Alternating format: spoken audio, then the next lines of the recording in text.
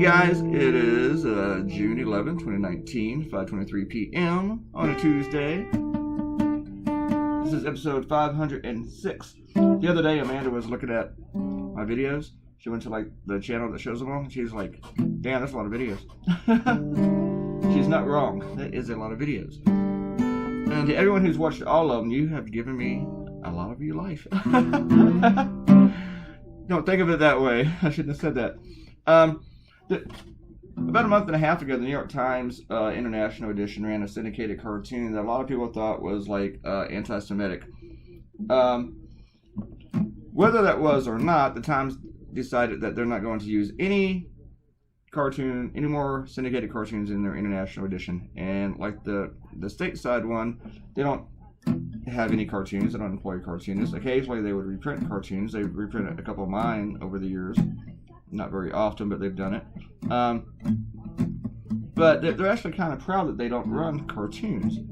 And even despite that, they won a Pulitzer Prize in 2018 for editorial cartoons. It was a graphic series, and it went to two individuals. One guy wrote all the text, and one guy drew all the pictures and stuff. And they won the Pulitzer. Upset a lot of cartoonists. But now, the New York Times says that they're not going to use any cartoons. They have had one guy freelancing for them for about 20 years, and I believe he's a freelancer for the International Edition, named Patrick Chapin. I believe I pronounced that correctly. I don't know him personally. If I mispronounced that, Patrick, let me know. He is a Swiss cartoonist, Swiss Syrian, maybe, but he's Swiss for sure. And he's been working for them for a really, really long time. He's highly renowned. And now the New York Times is telling him that they're not going to use him anymore at all. This has got to hurt his income, but also it hurts everybody who reads cartoons. It hurts everyone who likes good journalism. The New York Times is one of the best newspapers in the world, if not the best. And a lot of people argue with me about that. They are. Even liberals agree with me about that. But they're damn good. The Washington Post, though, I believe they're better. They have two staff cartoonists, and they have both won Pulitzer Prizes. They're both excellent cartoonists. New York Times should actually be rushing to have more cartoons. Online publications like Slate, Salon, The Daily Beast, Vox, BuzzFeed, they should all hire a cartoonist. Really. I mean, this is a medium that attracts people. Look at you. You're here. It's just ridiculous. So anyway, I took the New York Times on today. I was hoping to get like a gazillion tweets at them for this. I haven't gotten a gazillion yet, but we're still climbing up there. Excuse me.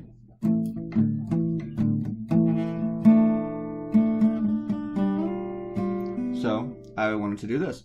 A lot of cartoonists have been tweeting out and supporting Chapin and making some noise over this decision by the Times, and I decided to join in with a cartoon. I think only one other cartoonist has done a cartoon on it, but I think that will follow now.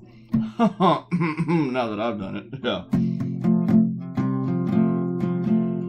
But a couple cartoonists have been very strongly tweeting about it and making statements online, including Antionis, one of the cartoonists for the Post, and Jack Ullman of the Sacramento Bee.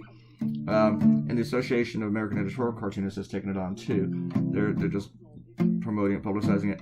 But we are cartoonists. We don't have a lot of clout. Even the biggest names among us, we're not going to change the New York Times decision. Hopefully that can come from the readers, if the readers can pressure them.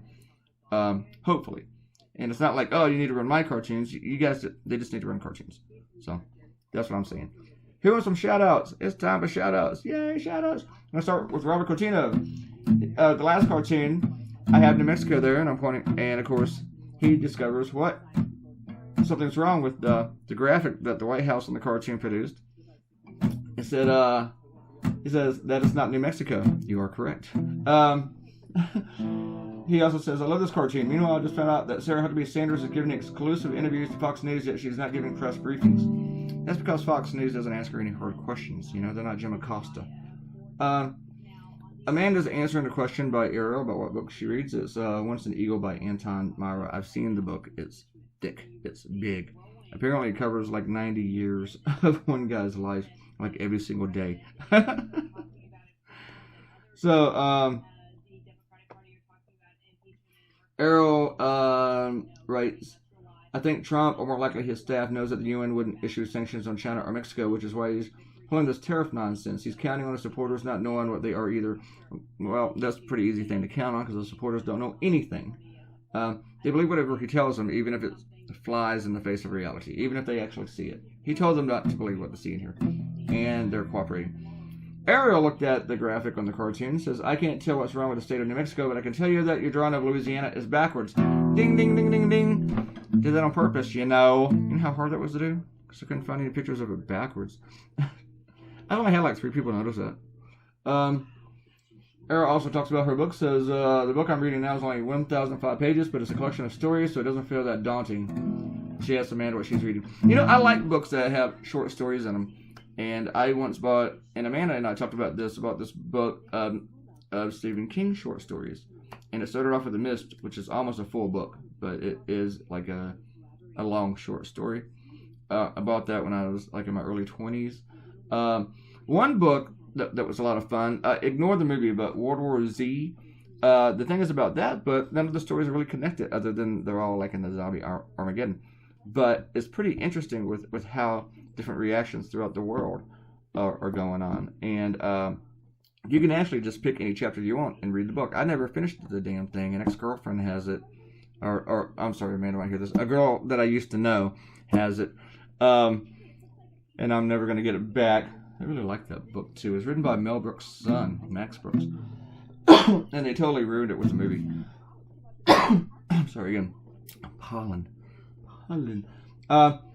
TJ apologizes for saying rug bobbers. That's pretty funny, TJ. And TJ also noticed that the backwards Louisiana is there supposed to be meaningful. Yes. Like Trump says backwards as Louisiana. No, it just means that they're that stupid. The White House graphics department and the calligraphy department, all those people, they're always doing all these typos, getting this and issuing misinformation, getting leaders' names and titles wrong. Sorry. It's like, as soon as I start recording, I have to cough. I got on a train like 2 weeks ago, and as soon as I did, I was just overwhelmed with coughing. And the poor girl sitting next to me ran away. She got out of her seat to stand up, wait for her to stop, and her stop was like three more stops. That was so bad. We are almost done. This stuff was fun to draw. I kept thinking of things to put into it. I put in a few cliches, like Pinocchio and the sinking ship. And a MAGA hat. There's one cartoonist that's done like 100 MAGA hat cartoons. I'm not going to say his name. I saw him a couple weeks ago. I was going to bring it up, but I didn't feel like criticizing him. Leave a comment, and you will get a shout out. Hopefully I won't cough all over it. And I'm about to order some food. I don't know why I just told you that. I'm starving. Amanda has me used to eating 3 times a day. Let's say 3 days a week, 3 times a day. I'm like, what is this hunger stuff? And click the red button to become a subscriber. I'll see you guys tomorrow. Goodbye.